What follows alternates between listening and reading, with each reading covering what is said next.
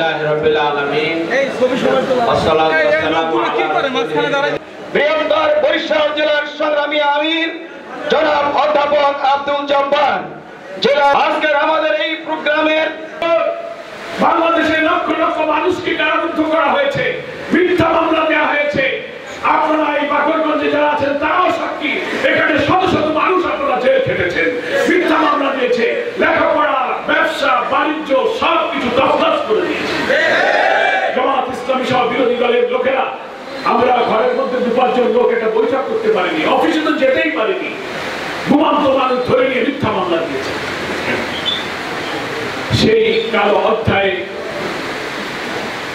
অবসান হয়ে হাজার শাহাদাতের রক্তের মধ্য দিয়ে আমাদের সামনে এক নতুন সূর্য উদিত হয়েছে। জাতি বলছে 5ই আগস্ট হচ্ছে আমাদের দ্বিতীয় স্বাধীনতা দিবস, আর এটা হচ্ছে একটা নতুন বাংলাদেশ। এই বাংলাদেশের স্বস্তি, শান্তি, নিরাপত্তা, মানবতা, সাহসের অধিকার সমর্পিত হবে। নতুন করে আমরা এই বাংলাদেশকে বিনির্মাণ করব। তাই আমি মনে করি আজকে যারা এখানে আমাদের শহীদদের পিতামাতা, অভিভাবক, স্ত্রী, ভাই, চাচা উপস্থিত হয়েছেন, আপনারা আপনাদের স্বামীকে হারিয়েছেন, সন্তানকে হারিয়েছেন, আপনাদের যে শূন্যতা তৈরি হয়েছে আমরা এই শূন্যতা পূরণ করতে পারবো না। কিন্তু আমি আপনাদের কাছে আবেদন জানাবো, ওই ঈমান, ওই বিশ্বাস আপনাদের হৃদয়কে প্রশান্ত করবে।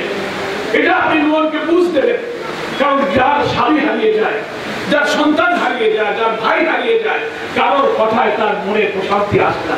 কারণ যা হারালো, যে যার চলে গেল সেই বোঝে তার কি যন্ত্রণা। নীরবে সারা জীবনের তার স্মৃতি এখন চোখে ভাসছে, স্বামীর স্মৃতি স্ত্রীর চোখে ভাসছে, পিতার সামনে সন্তানের স্মৃতি ভেসে উঠছে, নীরবে কাঁদছে। আমার আপনার কথা তো তাদের চোখের পানি বুঝতে পারবে না।